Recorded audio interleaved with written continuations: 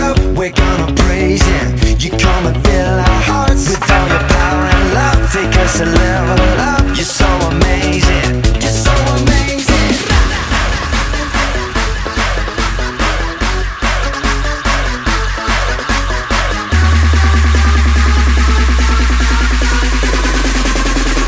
You're so amazing.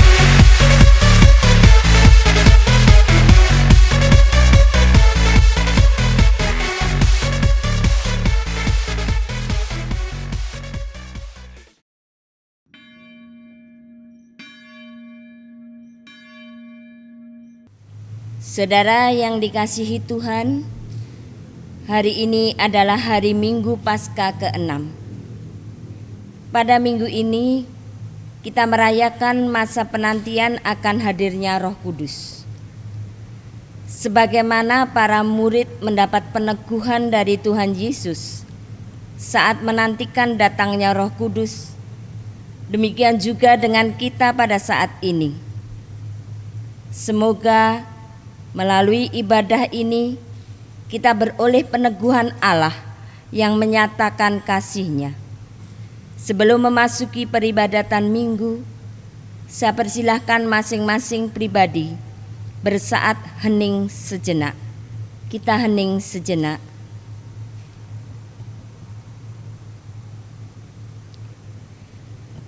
Saudara yang dikasihi Tuhan, dengan berdiri kita menyanyikan NKB 73, bait pertama, bait ketiga.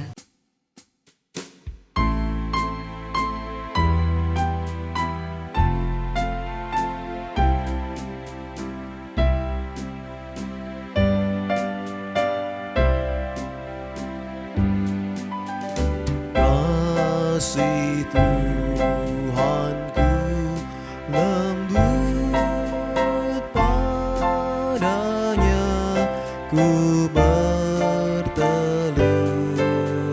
dan ku dambakan penuh kasih besar.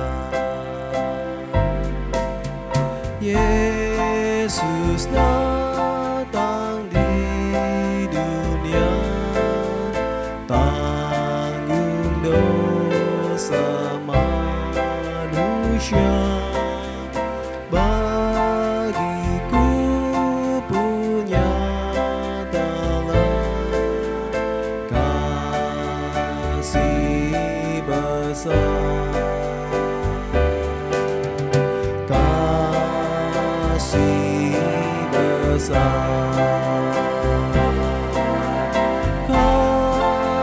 Kasih besar,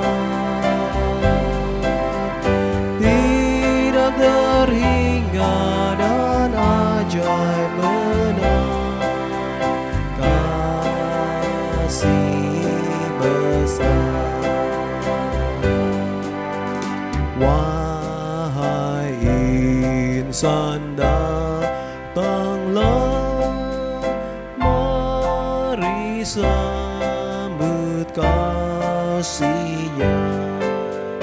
Ingat akan janji-Nya, kasih besar.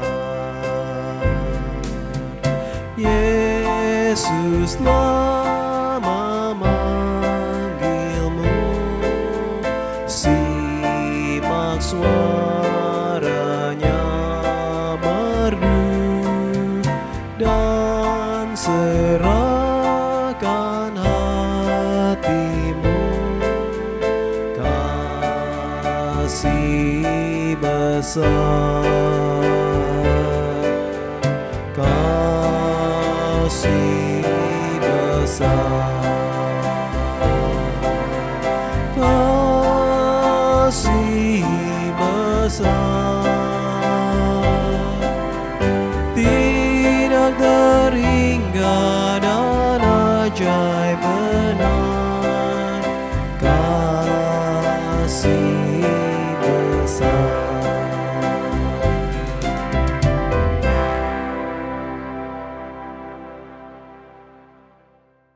Saudara-saudara yang ada di GKI Purbalingga dan di sekitarnya, marilah kita memasuki ibadah kita dengan sebuah pengakuan. Ibadah ini berlangsung di dalam nama Allah Bapa, Putra, dan Roh Kudus. Amin. Amin, amin,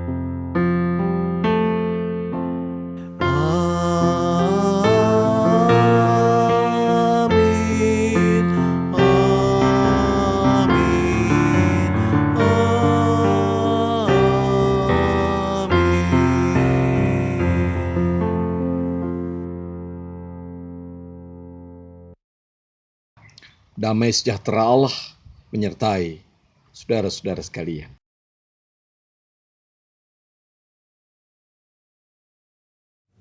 Setiap pengikut Tuhan Yesus dipanggilnya mengalirkan kasih. Tantangan kasih adalah kebencian. Mengatasi kebencian bukanlah hal mudah. Untuk itu dibutuhkan kekuatan. Kita bersyukur bahwa Tuhan Yesus memberikan Sang Penolong agar kita berani menghadapi kebencian dan dapat mengalirkan kasih di tengah ancaman kebencian. Melalui tema ibadah mengalirkan kasih, kita diteguhkan oleh Tuhan untuk menaati panggilannya.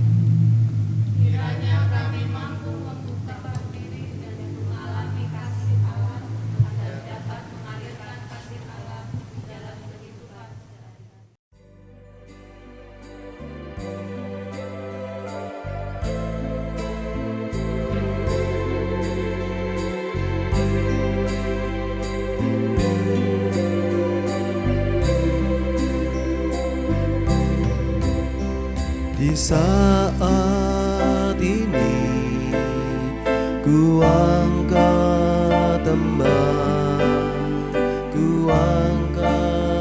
tembang bagi Yesus. Di saat ini ku ucap syukur,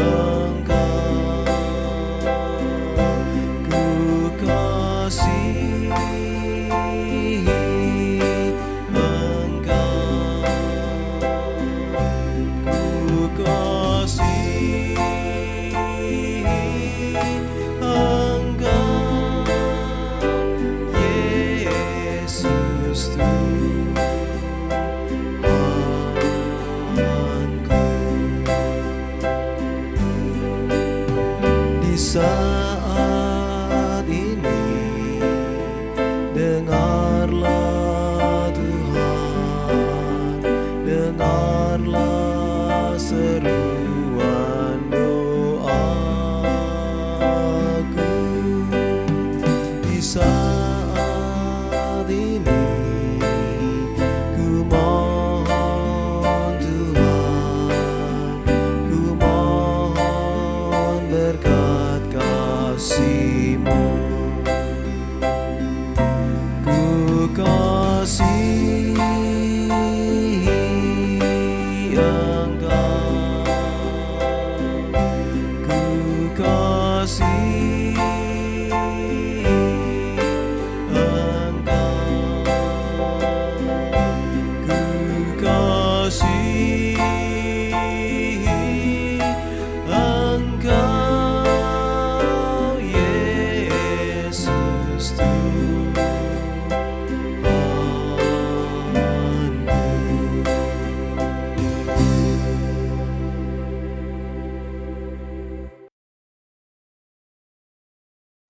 Kita sadar bahwa kebencian kerap menggoda dan merasuki hidup. Dengan rendah hati, marilah kita memeriksa diri. Ya Tuhan, kami dipanggil untuk mengalirkan kasih melalui pikiran, tutur kata, dan perbuatan kami. Ampunilah kami ya Tuhan bila pikiran, tutur kata dan perbuatan kami tidak mencerminkan kasih Allah.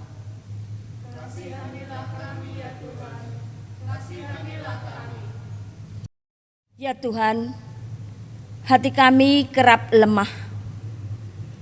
Lemahnya batin menjadikan hati kami dipenuhi dengan keinginan melakukan perbuatan jahat. Tuhan, kasihanilah kami yang lemah ini.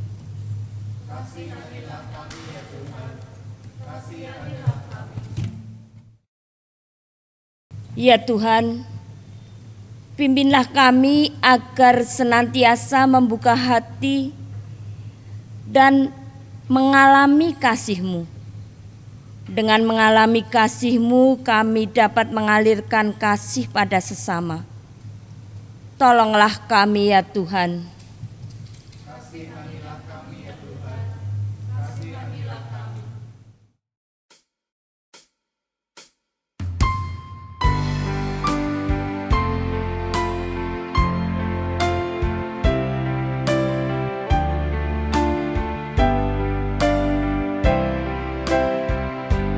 Ya Yesus, tolonglah, hapuskan dosaku, dan dari nafsu dunia lepaskan hamba-Mu. Ya Yesus, dengarlah seruan hatiku, lengkapi aku yang lemah sebagai laskarmu.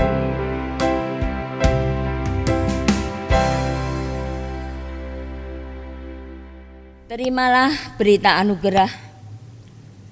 Jika kita mengaku dosa kita, maka Ia adalah setia dan adil, sehingga Ia akan mengampuni segala dosa kita dan menyucikan kita dari segala kejahatan.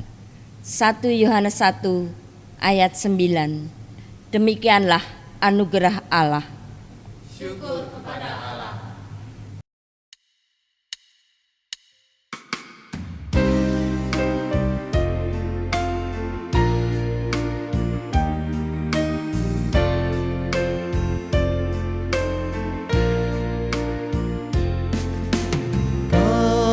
Kasih paling agung dari Tuhanku, kini ku sadari di dalam hatiku. Yesus Maha Kasih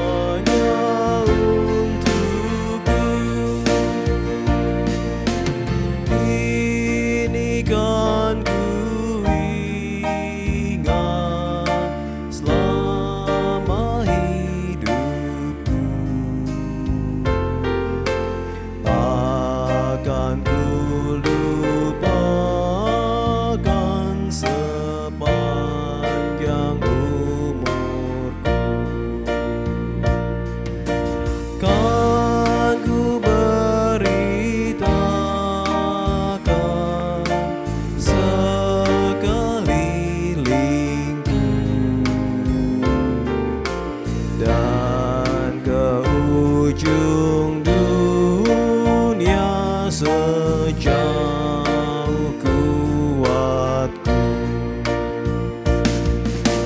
Apapun terjadi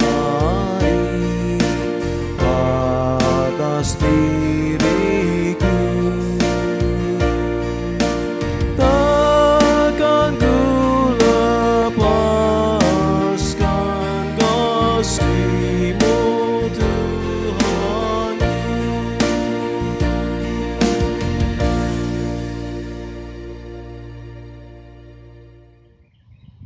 Marilah kita bersama-sama menyambut firman Allah yang akan kita baca dan renungkan. Kita bersama-sama berdoa. Tuhan, terima kasih untuk cinta kasih-Mu. Kami percaya Engkau tidak pernah meninggalkan kami. Engkau sedang dan terus berkarya di tengah-tengah pandemi COVID-19 ini. Tangan kasih-Mu tidak pernah meninggalkan kami. Kami memohon mampukanlah kami melihat tangan kasih-Mu melalui ibadah kami. Kami mau mensyukuri karya kasih-Mu lewat puji-pujian kami, doa-doa kami. Kami mau belajar dari firman Tuhan, dan kami juga mau menyatakan syukur kami lewat persembahan yang akan kami berikan. Bersabdalah ya Tuhan, kami mau belajar taat pada firman-Mu. Di dalam nama Tuhan kami Yesus Kristus, Sang Firman yang hidup, kami berdoa dan memohon. Amin.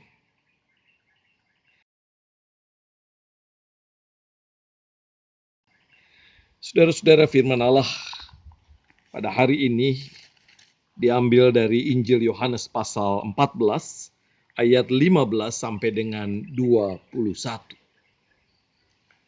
Beginilah bunyi Injil Yesus Kristus menurut Yohanes pasal 14 ayat 15 sampai dengan 21. Jikalau kamu mengasihi aku, kamu akan menuruti segala perintahku. Aku akan minta kepada Bapa dan Ia akan memberikan kepadamu seorang penolong yang lain, supaya Ia menyertai kamu selama-lamanya, yaitu Roh kebenaran. Dunia tidak dapat menerima Dia, sebab dunia tidak melihat Dia dan tidak mengenal Dia. Tetapi kamu mengenal Dia, sebab Ia menyertai kamu dan akan diam di dalam kamu. Aku tidak akan meninggalkan kamu sebagai yatim piatu. Aku datang kembali kepadamu, tinggal sesaat lagi, dan dunia tidak akan melihat aku lagi.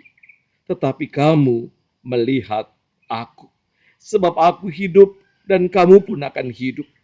Pada waktu itulah kamu akan tahu bahwa aku di dalam Bapa-Ku, dan kamu di dalam aku, dan aku di dalam kamu.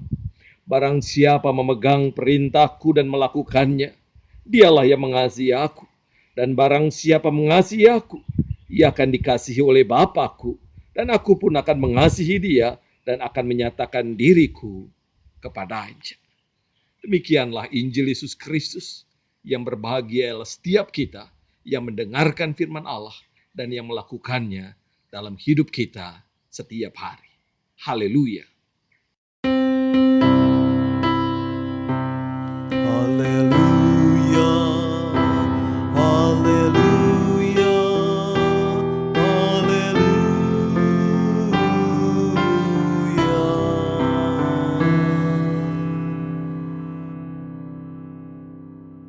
Saudara-saudara, hari ini kita akan membahas bacaan kita dalam sebuah tema mengalirkan kasih. Jika kita memperhatikan bacaan kita hari ini, kita akan menemukan bahwa bagian Alkitab yang kita baca dimulai dengan kalimat, "Jikalau kamu mengasihi aku, kamu akan menuruti perintahku." Kalimat ini mengandung sebab akibat. Jika, maka. Kalimat ini penting bahkan mendasar dalam kehidupan iman kita. Begitu banyak perintah Tuhan yang kita tahu. Begitu banyak perintah Tuhan yang kita mengerti. Begitu banyak firman Allah yang kita hafal. Tetapi soal melakukannya, tunggu dulu, susah. Ada banyak alasan. Ada yang mengatakan saya kan masih muda, suka emosional, nggak bisa melakukan firman Allah. Atau dunia ini memang sudah begini. Kalau saya nggak ikut, saya akan ditinggalkan. Dan banyak lagi alasan yang lain.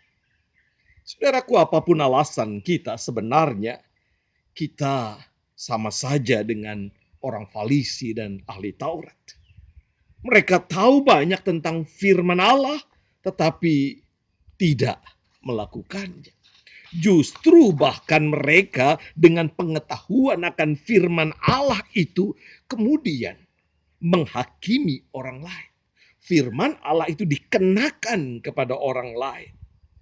Dan akibatnya saudara-saudara, kita bisa melihat dunia kita penuh dengan penghakiman. Orang menilai orang lain dengan dasar apa yang dia anggap benar, dia anggap sebagai firman Allah. Justru karena itu menarik sekali jika kita memperhatikan pengajaran Yesus yang mengaitkan antara kasih dan tindakan melakukan perintahnya. Pada ayat 21, bagian akhir dari apa yang kita baca hari ini, Yesus mengulangi firman-Nya dengan mengatakan, barang siapa memegang perintahku dan melakukannya, dialah yang mengasihani aku. Jadi dibalik, hal ini menunjukkan pentingnya tautan antara kasih dan tindakan. Kalimat sebab akibat yang disampaikan Yesus sebenarnya sangat logis. Sebab setiap cinta menghasilkan tindakan. Setiap cinta mengalirkan tindakan.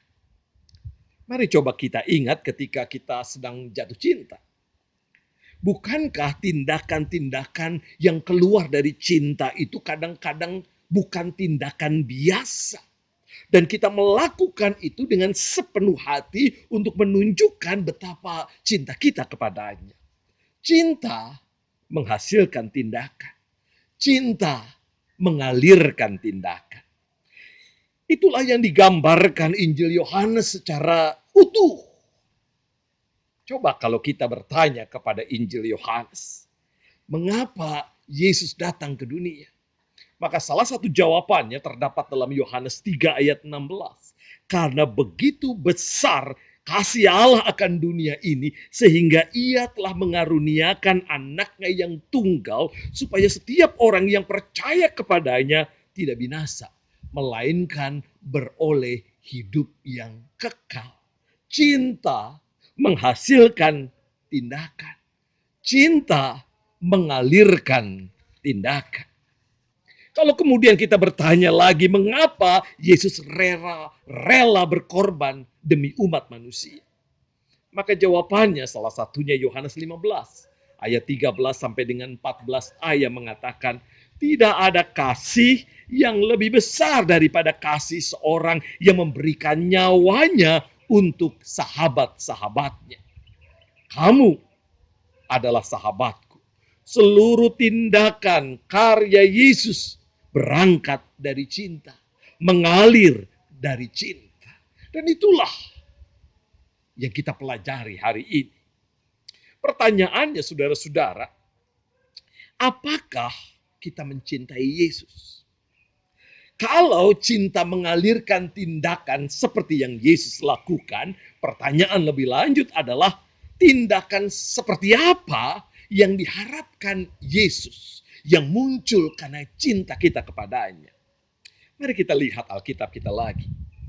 Kalau kita memperhatikan bacaan kita, ia berada menjadi bagian dari khotbah atau wejangan atau pengajaran Yesus dalam rangka mempersiapkan para murid menyambut pemuliaan Yesus melalui jalan penderitaan dan salib.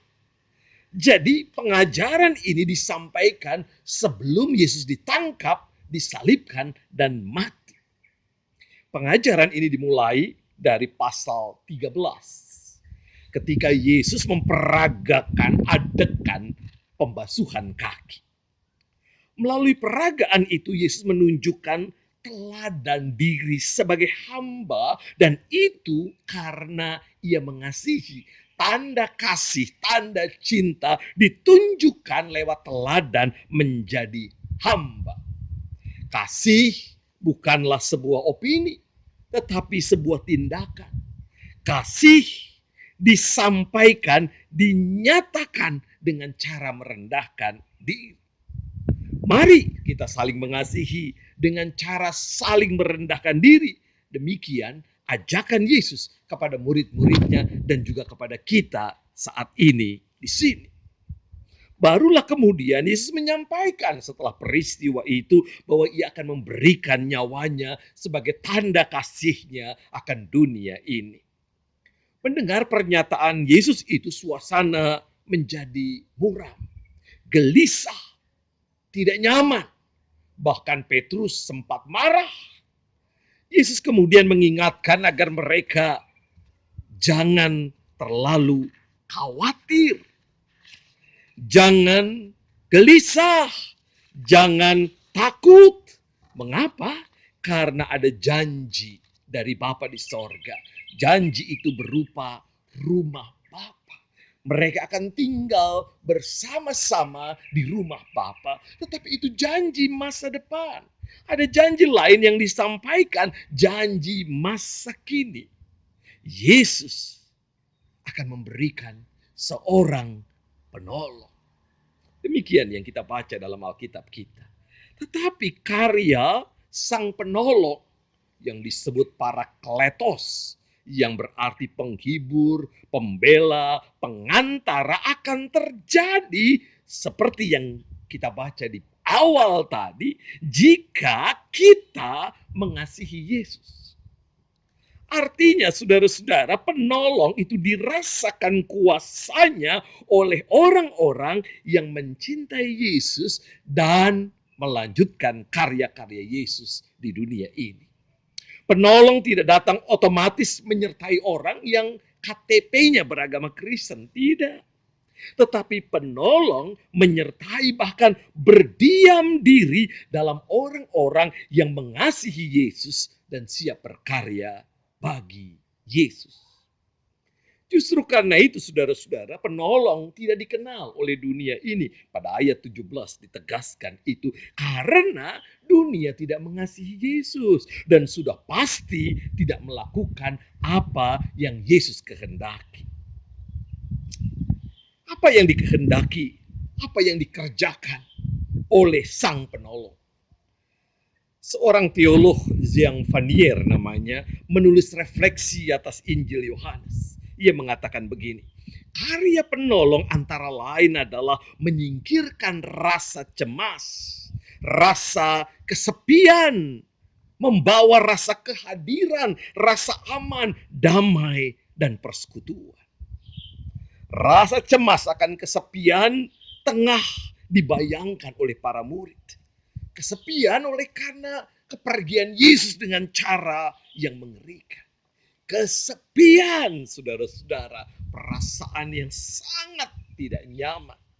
Ibu Teresa pernah mengatakan, kesepian dan perasaan tidak diinginkan adalah kemiskinan yang paling buruk.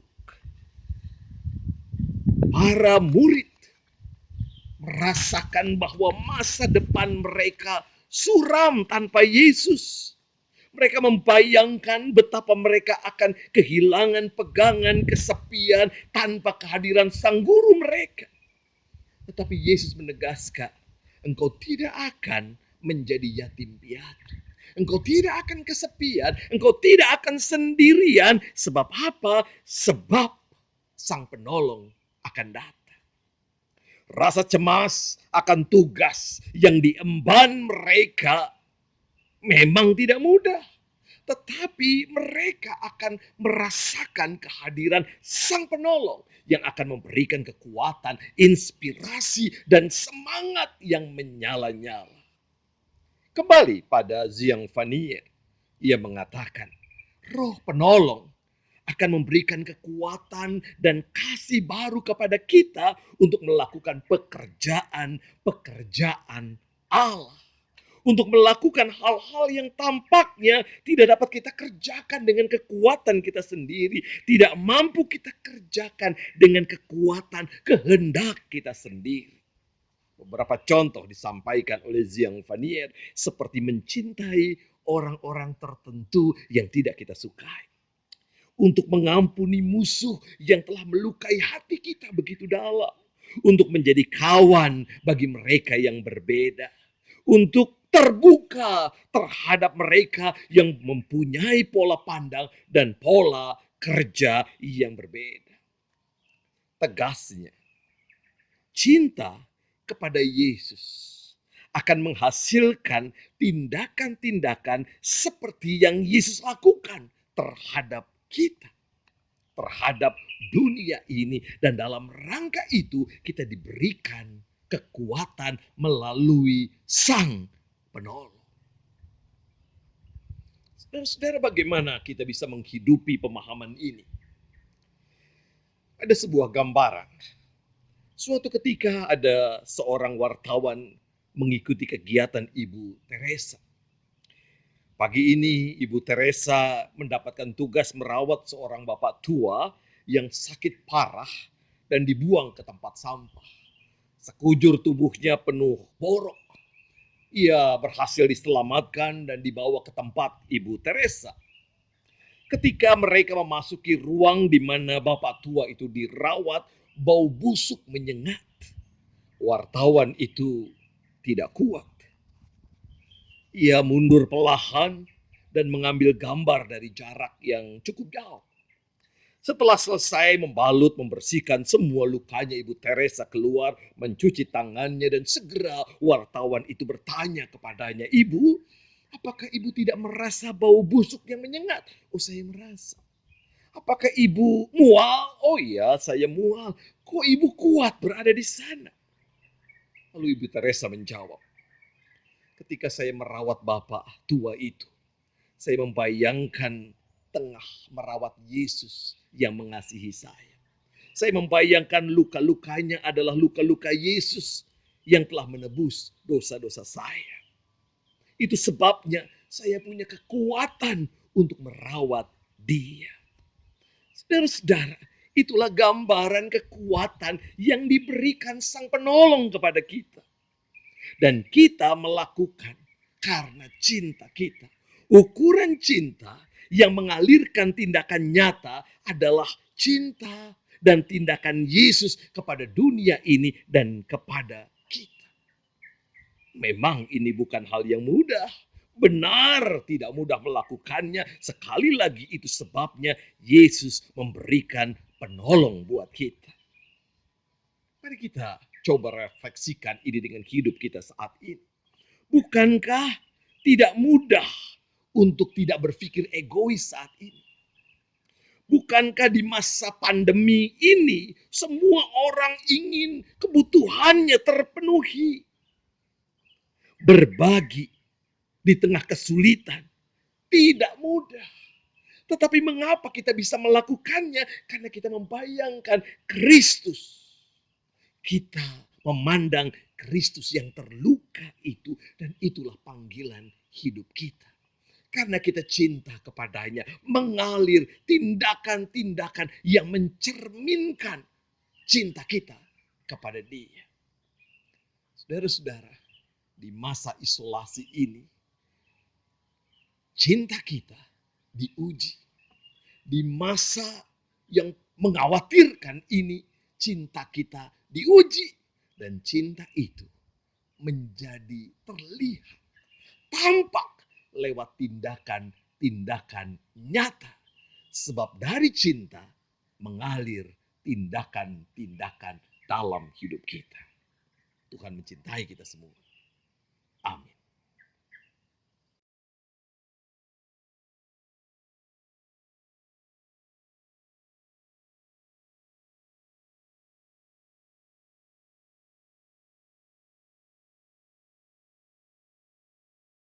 Bersama umat Tuhan di sepanjang abad dan tempat, marilah kita mengucapkan pengakuan iman kita menurut pengakuan iman rasuli yang demikian.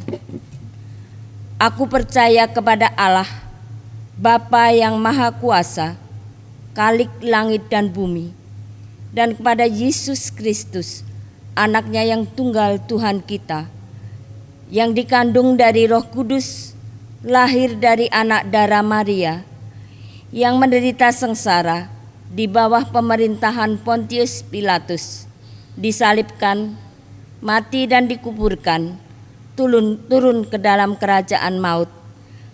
Pada hari yang ketiga, bangkit pula dari antara orang mati, naik ke surga, duduk di sebelah kanan Allah, Bapa yang Maha Kuasa. Dan dari sana ia akan datang untuk menghakimi orang yang hidup dan yang mati. Aku percaya kepada Roh Kudus, gereja yang kudus dan am, persekutuan orang kudus, pengampunan dosa, kebangkitan orang mati, dan hidup yang kekal. Amin.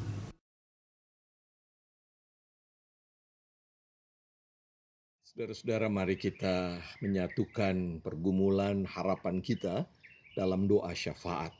Kita berdoa. Tuhan, terima kasih untuk kasih-Mu yang luar biasa pada dunia ini, pada setiap kami. Kami merasakan betapa tindakan-tindakan-Mu terhadap dunia ini, terhadap kami, berangkat dari cinta-Mu. Dan oleh karena itu ajari kami yang mengatakan mencintai-Mu untuk menunjukkan lewat karya kami bagaimana kami hidup, bertindak, memuliakan Engkau dalam setiap kesempatan yang Kau berikan kepada kami. Secara khusus, hari ini kami masih berdoa untuk pergumulan kami terkait dengan pandemi COVID-19.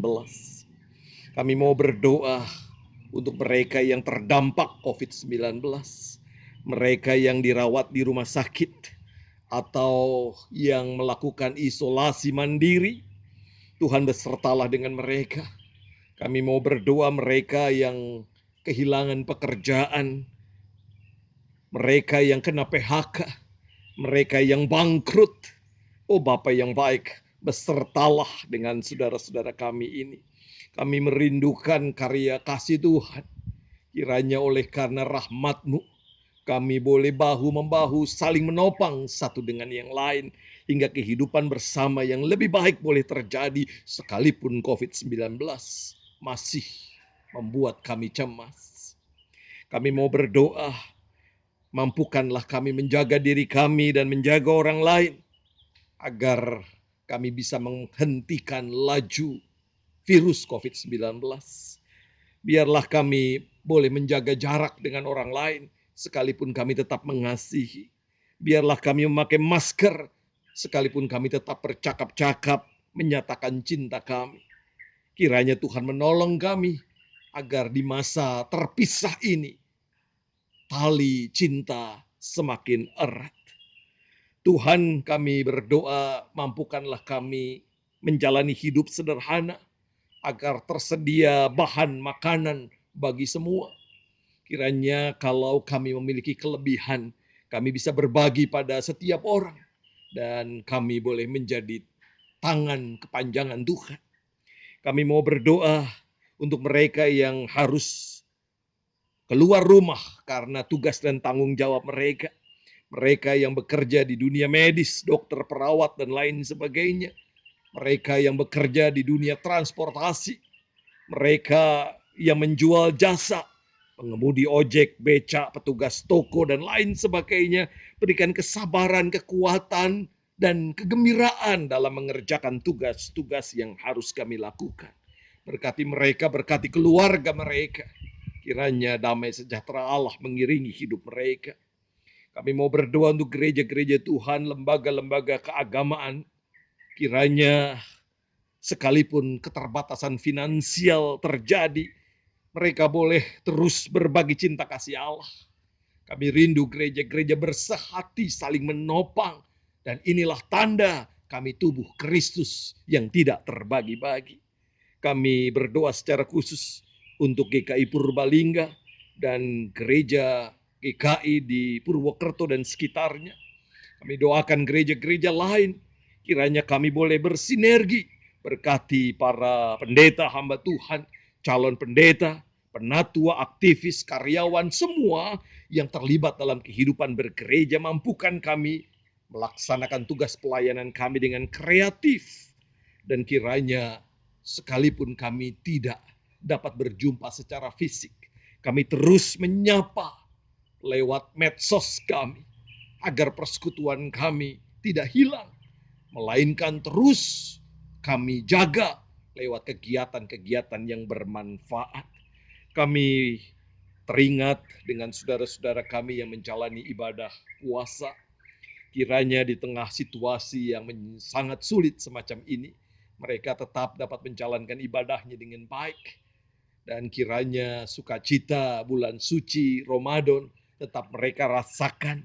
Jalinan cinta kasih boleh terus terjalin dengan keluarga mereka, sekalipun mereka mungkin tidak dapat mudik di tahun ini. Kami mau berdoa, ya Tuhan, kiranya obat dan vaksin dapat segera ditemukan, dan dunia ini terbebas dari virus yang membahayakan ini. Kami doakan Indonesia, para pemimpin di negeri ini, dari yang tertinggi sampai yang terendah. Kiranya Tuhan memberikan kepada mereka kerjasama yang baik, keharmonisan, agar situasi boleh terjalin akrab penuh dengan kerja keras. Dan melalui karya mereka, Indonesia terbebas dari virus corona. Berkati dunia ini, kiranya dunia boleh bahu-membahu, bukan hanya melawan virus COVID-19, tetapi juga melawan kemiskinan, penderitaan, melawan kehidupan yang penuh dengan kekerasan. Kiranya para pemimpin dunia bisa merawat bumi yang Tuhan ciptakan. Inilah doa kami yang jauh dari sempurna, yang kami panjatkan oleh karena kami mengenal Tuhan yang baik, Tuhan yang penuh kasih, Yesus Kristus, yang tindakannya menyelamatkan kami. Kepada Dia kami berdoa dan bersyukur. Amin. 1 Tawarikh 29 ayat 14 berbunyi, sebab siapakah aku ini dan siapakah bangsaku, sehingga kami mampu memberikan persembahan sukarela seperti ini? Sebab daripadamu-lah segala-galanya, dan dari tanganmu sendirilah persembahan yang kami berikan kepadamu. Mari kita bawa padanya persembahan syukur kita.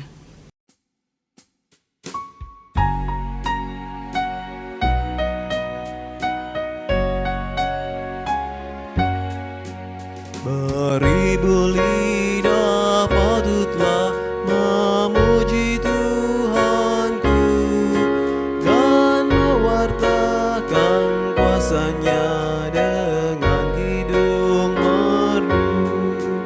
Tolonglah aku ya Tuhan, mengangkat suaraku, kan ku sebar di dunia agungnya namamu.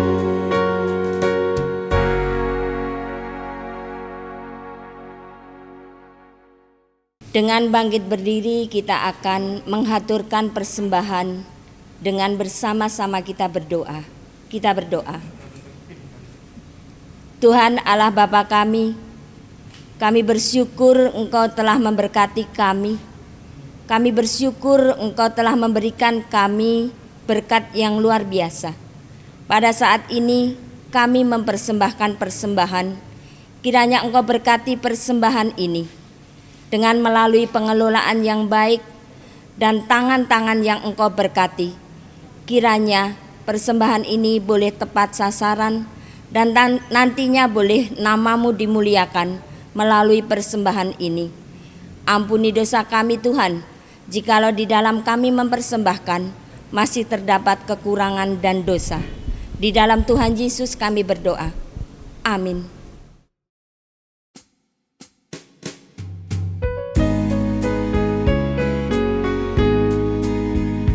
Dalam roh Yesus Yesus Kristus kita satu tetap, dalam roh Yesus Kristus kita satu tetap, mendoakan semua jadi satu galak. Biar dunia tahu bahwa kita muridnya, dalam kasih tubuh Kristus yang esa. Kita bahu-membahu melayani terus, kita bahu-membahu melayani terus, kita saling membela dalam kasih kudus. Biar dunia tahu bahwa kita muridnya, dalam kasih tubuh Kristus yang esa.